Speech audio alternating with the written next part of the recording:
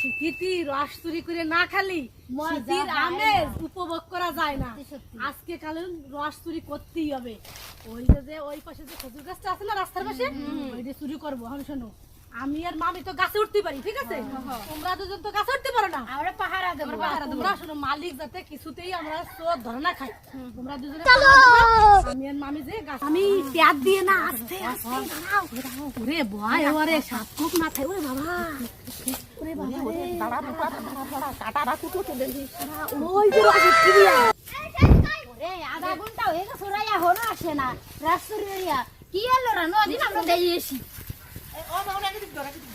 মামি মেলাই রস হয়েছে, দেখো মেলাই রস হয়েছে।